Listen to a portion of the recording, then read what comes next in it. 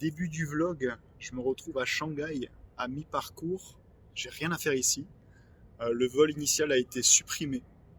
Donc, c'est-à-dire qu'on est allé sur la piste, on s'apprêtait à décoller, puis le pilote s'est juste arrêté.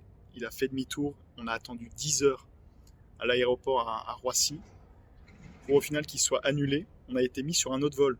Première question, comment je fais à 1 heure du matin pour aller de l'aéroport de Phnom Penh jusqu'au centre-ville de Phnom Penh, sachant qu'il y a 30 km? Deuxième question, est-ce qu'une fois arrivé à l'hôtel, ils vont m'accepter? Est-ce qu'ils vont faire le check-in? Écoutez, c'est l'aventure.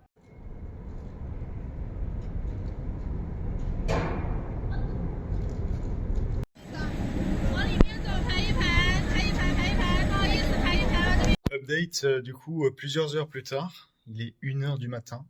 Je suis dans l'hôtel, je sais pas comment j'ai fait, mais c'était un peu la panique dans l'avion parce qu'il était 23 heures, il n'y avait plus de bus, j'avais pas de cash, pas d'internet, et là je me suis dit comment je fais pour aller à l'hôtel qui est littéralement à 30 minutes, 30 km de l'aéroport.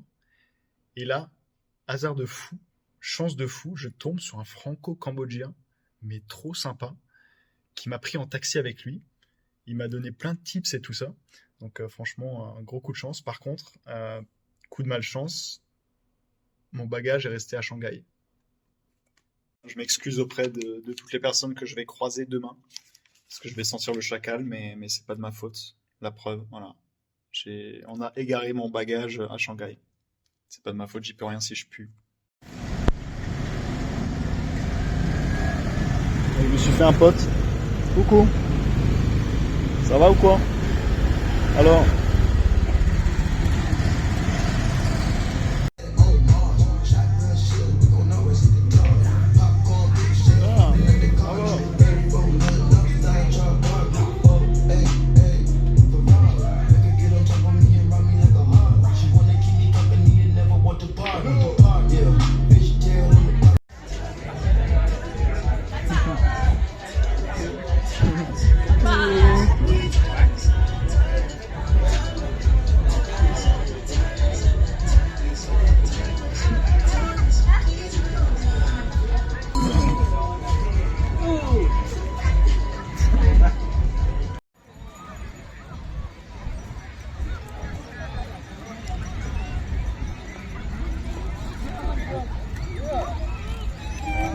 Ah, bravo.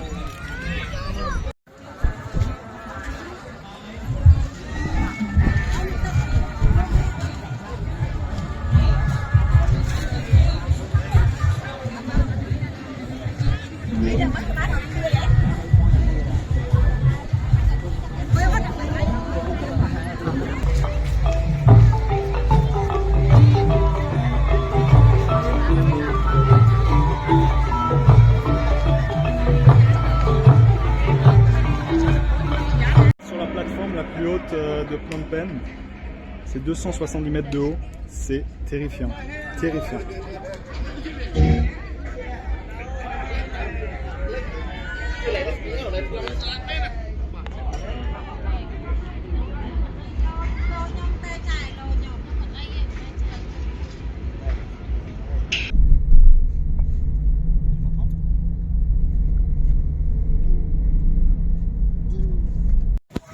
C'est comme ça qu'on traverse la rue à Phnom Penh. Okay. Faut juste forcer en fait. Okay. Ça. De l'autre côté. Bon, il n'y a pas beaucoup de trafic, ça va. Et là, c'est un peu l'heure de pointe. You want to say hi? Hi. Que je vous parle de Damien aussi, et de sa femme et son fils qui ont été tellement sympathiques avec moi. Damien, c'est le franco-cambodgien qui m'a aidé dans l'avion. Donc franchement, quel accueil incroyable. J'ai eu de la chance parce qu'il était dans le même hôtel que moi.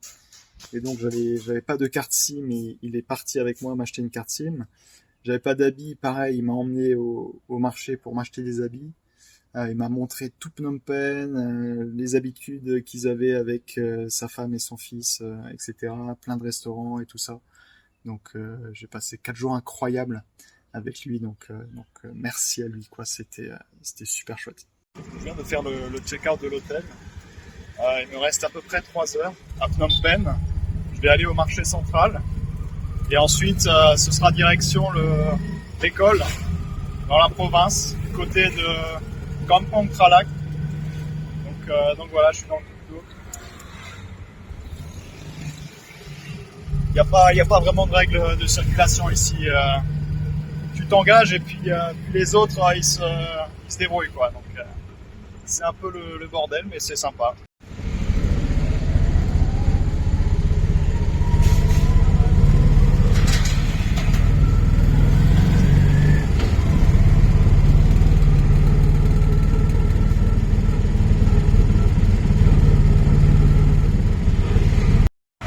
Ici les tuk-tuk qui conduisent avec les pieds, et c'est pas du tout une métaphore. Ils conduisent vraiment avec les pieds.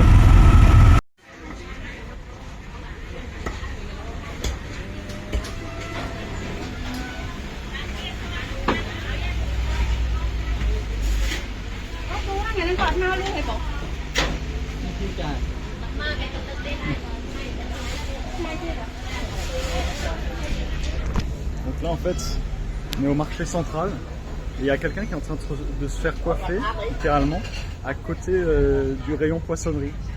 C'est un peu n'importe quoi.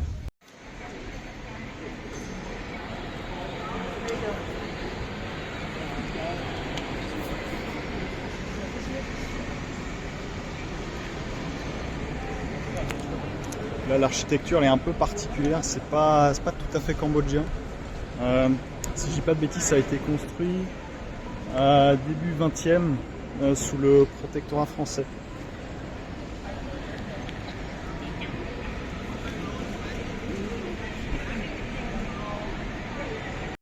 Là, je suis au marché.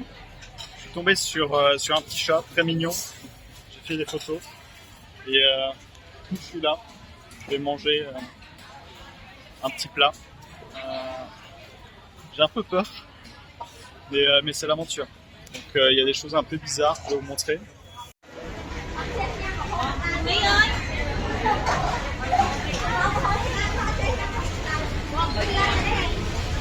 Bon, bah, le repas était très très bon. J'ai longtemps discuté avec la fille du stand qui avait un très bon anglais. C'était vachement intéressant. Et là, je suis un peu en retard du coup.